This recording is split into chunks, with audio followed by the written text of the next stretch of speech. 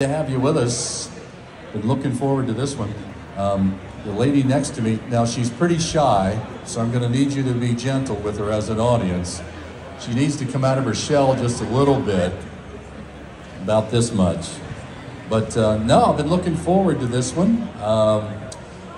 She's a fitness guru, she's a motocross champion, and please welcome her to the stage here at Racing Extravaganza, Miss Samantha Bird.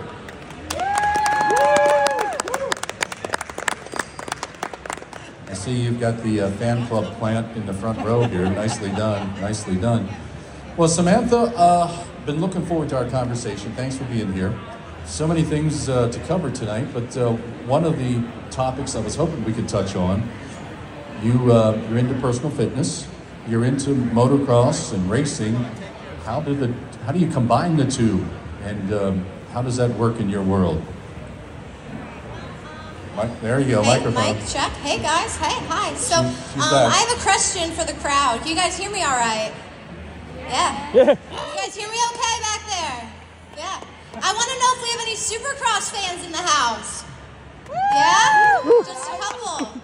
You guys watching it this season? No? Yeah, there we go. Okay, all right. During round 3 Supercross, Ricky Carmichael interviewed Aaron Plessinger. And Aaron Plessinger said he feels like he can now just ride the bike, not learn the bike. After we master riding the bike, what comes next? Well, the fitness side of things, right? Right? How many muscles does it take to pick up your dirt bike? All of them. How many muscles does it take to pick up your dirt bike, guys? We had somebody over here said all of them. All of them, yeah, I guess technically, right? So when you're performing a deadlift, your body is like a well-oiled machine, engaging over 20 different muscles from your back, your legs, your core. Perfecting your deadlift requires balance and coordination. You have to be fit, right? Well, staying fit over my racing career has led me to where I am today. Very nice. And that's a huge part of it. So we'll talk a little bit about how you got to where you are today. But first things first, dirt bikes, how and why? How'd you get started, and why dirt bikes? My dad had a daughter, and I'm his only child. Yeah. So Mickey Bird, my dad, just growing up racing with him, he always raced dirt bikes. He rode dirt bikes. He raced dirt bikes. So where did he race? For those who are not mostly like hare scrambles on the East Coast. Okay. And I would go to the races when I was younger, just watching him, having fun with it. And then I didn't really start taking it seriously until I was about 14. And I was like, all right, this is what I'm going to do. I'm going to start racing now and riding. And I didn't look back ever since. I've stuck with the sport, and everyone's been awesome. All the sponsors, all the people I get to meet, the race family. So we started at 14, and what were you riding at that point, and what were your events? Was it motocross at that point? What were you doing? Hare scrambles? It was hare scrambles. My dad never raced motocross. He was always a woodsman. Okay. So he liked trees, he liked rocks. Yep. So I didn't start riding actual motocross until maybe in my 20s. Okay. Because I've always known hills and rocks and roots and trees, and he likes hard enduro stuff, so that's what I did. I went in the woods with him, followed him around. I started on a KTM 85 SX. Okay. Moved up to a 105 after that, and yeah, just the bike CCs just started getting bigger from there. Yeah. So for those of us who are not intimately familiar with the sport, do me a favor, talk a little bit about a hare scramble. What is it? And what does it look like from a rider's perspective? Hare scramble, okay. So you guys know what motocross is, kind of, right? It's on a track. It's 2 30-minute motos. There's whoops, there's jumps, rhythm sections, tight corners. Hare scrambles are 2 hours long. They could be 3 hours long. Okay. And they require all-terrain, from grass section, fields, hills, rocks, roots, and they could incorporate motocross tracks into all of that as well. Is it typically, a big loop, or is it like an out and back, a one-way? How does that work? Typically, the racetracks are about, they could be about like 8 to 15 miles long. Wow. And it's how many laps you could do. So it is a big within loop. 2 or 3 hours. Yep. Oh, so okay. most races, it'll take you about 30 minutes to do a whole lap. Oh, wow. Yeah, it's that technical. Okay. Wow. You still doing them? Heck yeah, yep. Okay. So let's take a look at the resume and walk me through it. Okay. 7-time District 6 Women's Motocross Champion. So let's start with this. What is District 6? What kind of area does that encompass? Yeah, District 6, right? So District 6 is the East Coast Series. Okay. It used to be Pennsylvania State, and now it's primarily District 6. And they have a whole bunch of stuff. They have flat track, they have motocross, they have hare scrambles. And what they do is they build a schedule that's about, maybe it could be anywhere between like 8 to 12 races per year. And you could pick and choose what events you want to go to. You sign up that day. It's kind of, you don't have to be a member of District 6. You could always buy day passes. So anybody could do this. Any age, any skill set. They have classes for everything and everybody. So when you show up, Samantha, to one of these events, typically, how many other riders would you be competing against? Okay, so through my career, the women's field has definitely increased, which is pretty cool. Okay, yeah. It started off as just the women's class. Okay. And it could be any size bike, any age. Now they have a women's pro class. Okay. Finally, right? So we pay out now. So Good. women's A, there's women's A, women's B, women's C. Women's C is beginner. Women's Okay. A gets paid. And it could be anywhere between 5 racers to 20 at a GNCC. Okay. So on the motocross front, Yes. typical course, where is it held? Typically, and I mean, you described a typical motocross course already, but are these tracks, these are courses that are already established, and you could visit them a couple times a year, or no? Yes, you could. Okay. Most racetracks, you have 0 service. You're just driving out in the middle of nowhere. Yeah. A lot of them coordinate with the motocross tracks. So they'll say, hey, can we promote a race there? Okay. And part of the track, part of the race course will be on the motocross track. Okay. And then they'll usually have like a hillside or a woods section, and it's up to District 6 or the promoters to now add in single track, double track. Yeah, so most of them could be in the middle of nowhere in a field with just some woods, or they could coordinate with some local motocross tracks. Evansville is a big one, Rocket Raceway. And where are they located? Like East PA. Okay. East or Northeast PA. Okay. All right. So you were kind enough to bring your steed with you tonight. That's the steed, yep. So tell us what we're looking at here. What do we have on stage? That is a 2023 Husqvarna Okay. TX300 2-stroke. Okay. Yep, that's my favorite bike right now. How many bikes do you have in your arsenal? Well, Don't be ashamed. You're amongst car junkies here. They get you. My dad has a lot of bikes. Define a lot, Samantha. Oh man, I don't. Oh well. A dozen? 2 dozen? No. I think maybe he has like 4 or 5 dirt bikes right now. He has the trials bikes. I just got off a Gas 300, so he just turned that into his hard enduro bike. Okay. So good luck racing that on a motocross track right now. He's still running. He's still racing. Yes. Speed. Yep. Okay. And so you have how many? Right now, just that one, and then if that one's down, it's, hey Dad, can I borrow this one for the weekend?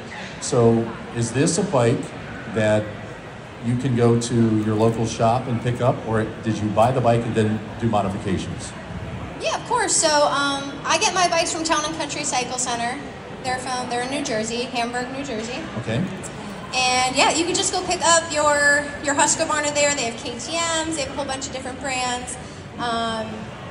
However, yes, you're gonna have to get it, revalid for your weight, your riding style, what terrain you're riding. So then it's up to the rider to say, hey, I need this, this, and this done by a suspension guy or someone who knows what they're doing, and then going from there with okay, I weigh this much, so the bike needs to have this much travel in the suspension, or it needs to be able to handle whoops at this speed, or rocks and roots at this speed. And then Evo Industries does my suspension, and he helps me out, and he gets it set up for me for all of that. So I have suspension settings that I'll change everywhere from going to a fast New York race like Unadilla, yeah, we've been there before, Unadilla Motocross, or just like a quick technical track that District 6 put on. So it's good, it's ready for both. Off season, doing a little work here on the bike, getting things ready for the year? Yes. What's been happening here? What's the latest on your bike? Latest on the bike. Well, we just got the suspension back. We revalved it because normally the bike comes about for 180, 190 pound rider. Right. I don't weigh that. No. So yeah, revalved the suspension, new chain and sprockets, just going over everything, nuts and bolts, making sure everything's ready to go when the season starts. When does the season start for you? I think it's going to start in Georgia at the GNCC. And that's when? March. March. Not too far away then. No. I mean, you'll be here soon enough.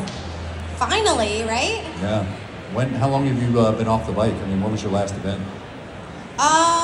We did the tour race in November. I believe it was November. We did the tour race. It was a mud fest, and we've been cleaning the bike ever since because there's just mud everywhere inside that race. It was one of the deepest mud races I've ever done. Yeah. How'd that turn out for you? I mean, good. Is it challenging to stay on the bike during a mud race? I mean, no. Everyone's kind of paddling their feet to get through all the ruts and stuff. And although I'm short, this bike is thankfully not as tall as my gas was, so I can touch the ground on this one. Okay. I don't lower the bikes because I don't want to have any problems at speed. I get asked that a lot. Do you lower your bikes because you're 5'3", I'm short. So no, we want the bike to handle a certain way at speed, and we don't want to have to do anything to risk having head shake at higher speeds. Yeah, you want to change the geometry. Right. Yeah, so last tour race, that was fun. That was a good track. That was near the NJMP. Ever been there before? Field of Dreams? Motocross? Okay. No? Yeah. Oh, sorry. Yeah, so that's a pretty cool track. Just check that out. All right. I'll take your word for that. Let me get back to the fitness for a second. So, it's a pretty sizable piece of equipment there. And you talked about, you know, you're fairly small in stature. Talk about how fitness has really helped you, whether it's core strength, whether it's you're being able to, you know, endure the entire event, which sounds like they could typically go on for a while, or even, for that matter, balance. Yeah, we'll get to that. Yeah, so it's a lot of core, it's a lot of back, and it's a lot of legs. Okay. So I make sure in the off season I'll have like a heavier leg day and then a lighter endurance day, and then same thing with back. So I'll have a heavy back day, then I'll have an endurance back day, more battle ropes, more core stability stuff, more planking. So as I progress into the race season itself, the weights will probably get lighter, the endurance stuff will be a little bit more, I'll start running more. Okay. The heavy stuff will kind of go away for now. So it's how strong can I get in that off season? Yep. And then soon as race season approaches, I'm ready, I'm there. So a couple things. Yeah. You said legs are important. Yes. Why? Because I can't touch the ground, David. I can't touch the ground. So if you can't touch the ground and you got to paddle, or you got to dab your foot for traction or for a rock, or not only that, but we're standing most of the time. So it's we try not to sit. Yeah, you sit in corners, but you're standing, so you're pushing onto the foot pegs, you're compressing the suspension, you're going over the jumps, you're trying to be as weightless on the bike as possible when you're going over routes. So it's all just, how can I push my weight into the suspension to get the bike to do what I need it to do? So your legs are part of the suspension? Yes, yeah, like the way you worded that, yeah. Okay. Secondly, you talked about the importance of core training. For those that are not familiar with the sport, who may not spend a lot of time in the gym, what does that look like from a practical standpoint? When you say I'm strengthening my core, what are you doing specifically? What types of exercises? Oh, I love that question. That could be everything from balance work, right? So it could be yoga. Okay. It could be one-legged movements. It could be more than crunches. When people think core, they think, okay, I got to do planks, I got to do crunches. Well, no, it's a lot of balance work. It's a lot of twisting and turning and wood chops and a lot of Olympic lifts help with your core. Okay. So I'll do a lot of CrossFit moves that'll help with that. So yeah, it's much more than just can I hold a plank, can I do a couple crunches. There's so many other things that could help strengthen your core. I work with TRX bands a lot. They're like the balance bands because then you're moving your whole body, not just dumbbells or pressing up against a machine. So it can be anything from balance work, yoga, to high-intensity CrossFit movements. Okay. All right, let's continue down the resume. 2015 National Hare Scramble Women's AB Champion. So the piece that sticks out to me here, national. Wow. Tell us about that event. Yep. I remember heading to Evansville that race season, and that wasn't my intention to go after that championship. Okay. It was just, let's sign up for the race. I've been to Evansville so many times. Okay. I love that course. You know it by heart. You can race it with your eyes closed, right? So at that race, I was like, I'll race the women's AB class, see how I do against, the fast chicks from across the country, right? Yeah. And I ended up winning. And I was like, oh man, I gotta see what I could do. So we traveled to Missouri, Michigan, all the races on that schedule that year, and I ended up coming out with the points lead. I won a couple races. I DNF'd in Michigan. That was heartbreaking, but I still ended up winning it. That was cool. That was one of the coolest feelings, like driving home from Missouri and being like, I came home with the #1 plaque. How cool is that? You got to go to the AMA banquet in front of everybody. So that's great stuff. Yeah, that was a fun time that year. So you came home with the #1 plaque. You got a 995 on your bike. How'd you arrive at that? What's the story behind the number? There's normally a story behind a number for a racer. I love that question. Yeah. So my first race ever was at the Back Mountain Hare Scramble District 6, and back then they didn't have no digital computer, okay, this number's available on the computer, so take this one. It was sort of randomly assigned numbers? Was pick your number out of a box. Okay. Here's a box full of numbers, reach your hand in, pick a number out. Okay, for our dirt track racers, this is the pill draw. Okay. Translating here, just so everybody's current. You're good. Yep. And I remember picking number 995. And I remember looking at my dad and being like, Dad, that's so far away from #1. 995, what?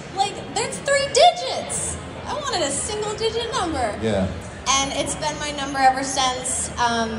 It's just me, it's my identity, 995. It's on your arm. It's on my arm, yeah. Again, just to bridge the gap between the two worlds, so frequently in dirt track motorsports, you can select as a driver, you just select your number. If I'm going to be #1, I'm #1. If there's 3 other guys, girls, that happen to be #1 that night, so be it. But in your... So everyone's #1. Not really. In your world, you got to earn that #1, correct? Yeah. It's, that means something. When you see a rider with a #1 plaque, that's the person to beat. Gotcha. That's the person to beat. Okay. That's a fast person right there. All right, we're going to continue with the fitness theme. 2-time Northeast. This hurts me just thinking about this. 2-time